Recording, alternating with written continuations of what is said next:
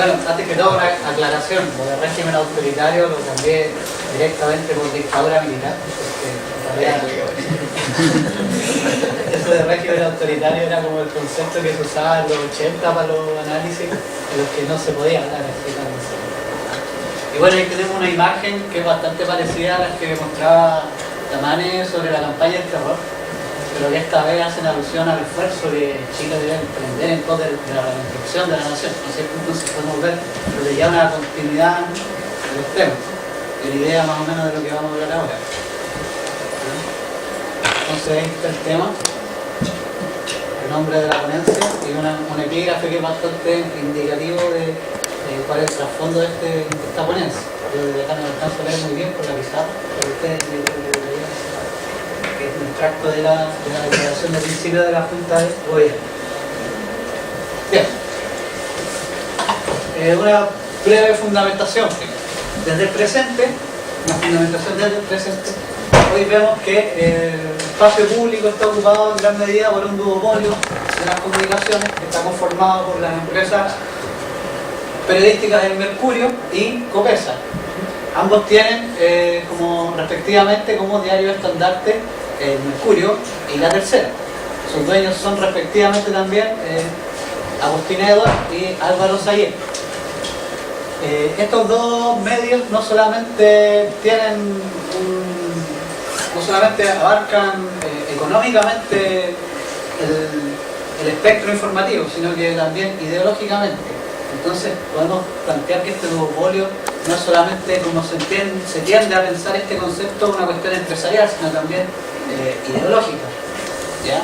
Ahí tenemos la cita de González que dice que se conforma un monopolio de dos cabezas por la uniformidad de estilos, de cobertura informativa, decisiones temáticas y por último por los proyectos políticos e ideológicos de su línea editorial.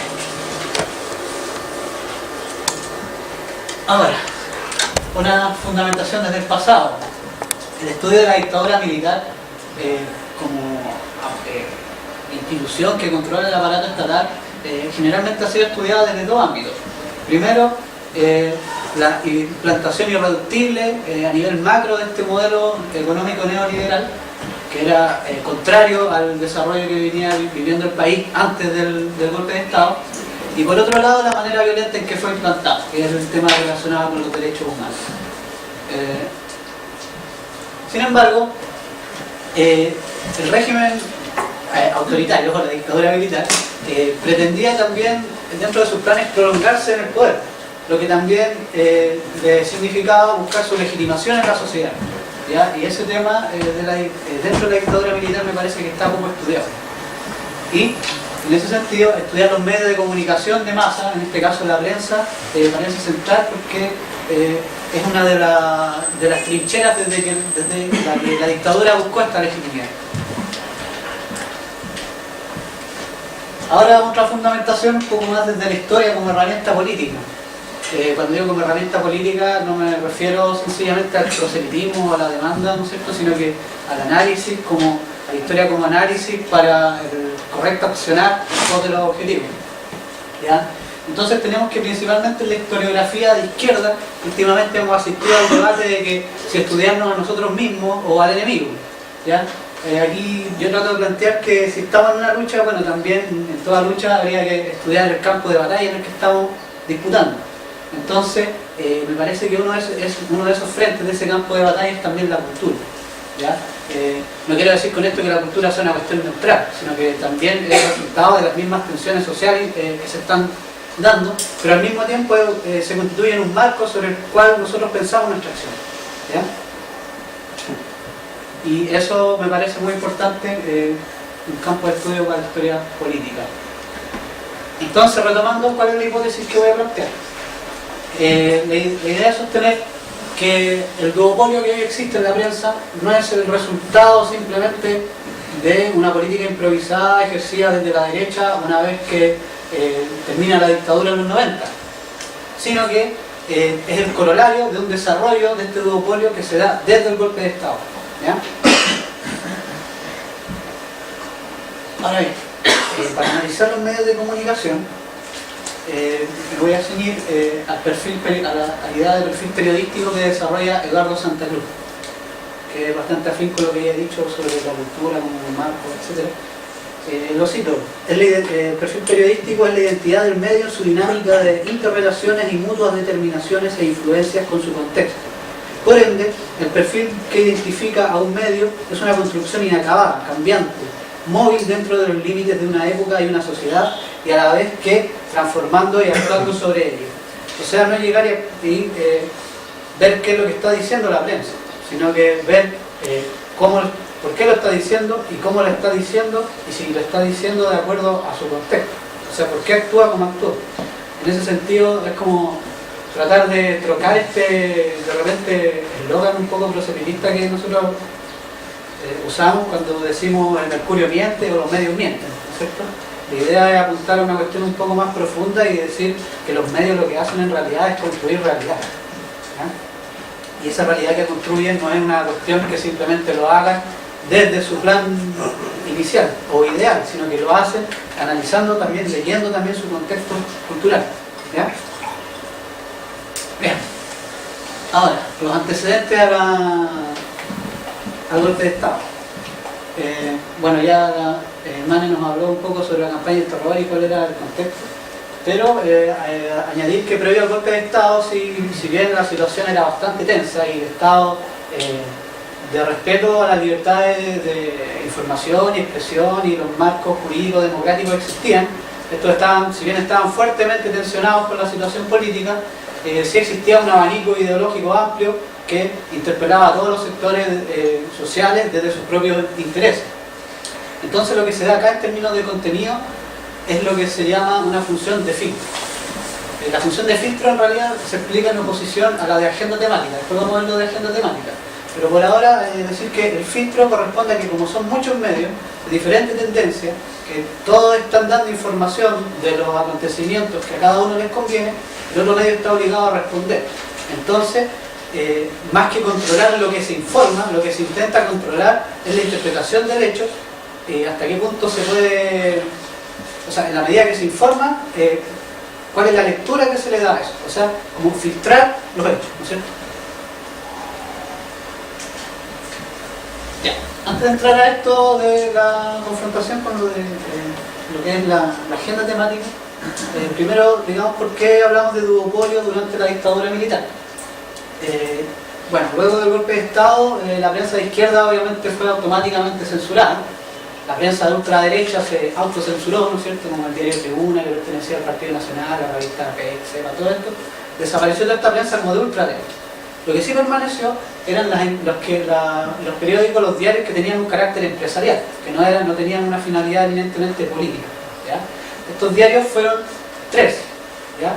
En términos, o sea, fueron más en realidad, pero refiriéndome a los que tenían un carácter diario y una distribución nacional, fueron el diario El Cronista, que era el perteneciente a la empresa La Nación, que durante la dictadura se cambia de nombre al Cronista y después de nuevo se llama La Nación, el Mercurio y La Tercera, ¿ya? Entonces aquí vemos en una cita del bando número 15 que emite la Junta de Gobierno el día 11, como la adhesión que tenían estos dos medios del duopolio, y vamos a explicar por qué el duopolio a pesar de que nombré 3 medios,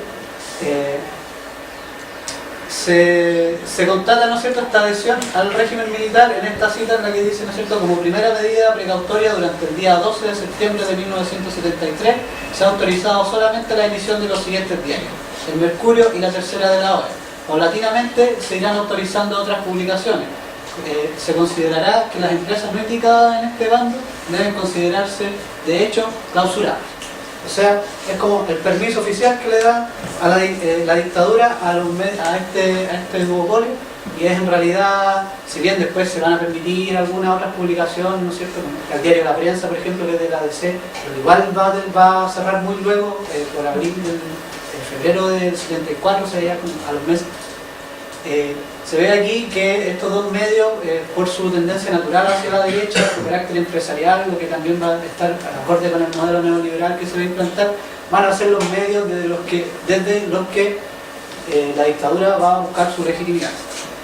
Entonces les va a dar siempre un apoyo constante, ¿ya? ¿Por qué hablo de duopolio? ¿no es cierto? Ya esbocé más o menos que el duopolio es es cuando un mercado determinado está cubierto por dos empresas, ¿no es cierto? Pero no solamente a nivel empresarial, ¿no es cierto? O sea, el hecho de que estén estas dos empresas no en una situación de competencia, sino que en una situación como de complicidad fáctica, podríamos decir. O sea, se tratan de distribuir los diferentes mercados a los que pueden acceder, o sea, los diferentes nichos para poder sobrevivir como empresa. Por ejemplo, en materia de prensa, la prensa se beneficia de dos variables, las ventas y la publicidad, el avisaje.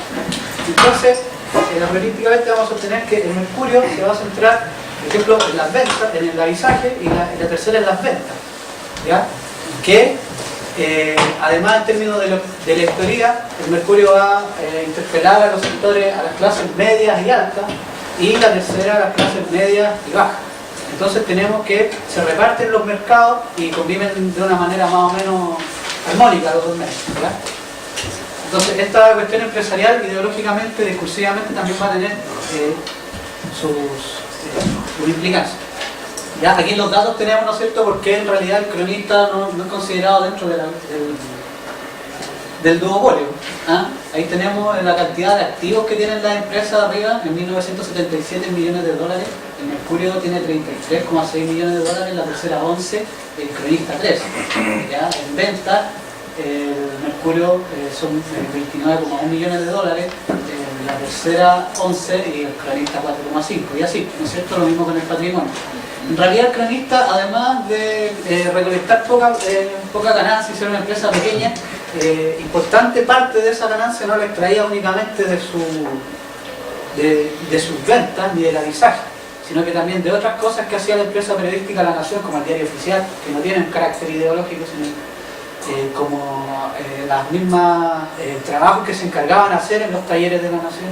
Entonces mucho de esa ganancia tampoco obedece a una venta ni a una distribución del diario, ¿no es cierto? Lo que ya nos permite hablar de que hay un duopolio de la prensa, ¿no es cierto?, una situación de duopolio, por lo menos en materia periodística, en la que la dictadura militar no pretende intervenir, ¿no es cierto?, porque podría muy bien hacerlo desde su diario, ¿no es cierto?, sino que deja correr, deja a estos dos diarios la libertad del mercado para que crezcan como empresa a la par que soportan ideológicamente su proyecto político.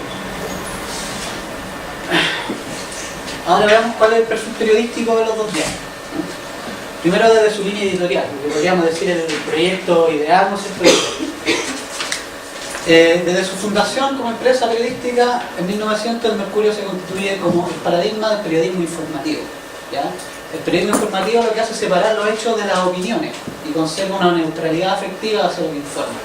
Entonces podríamos agregar a esto que esta neutralidad y esta dimensión analítica que vamos a ver después cuando veamos las imágenes, lo que hace ideológicamente es como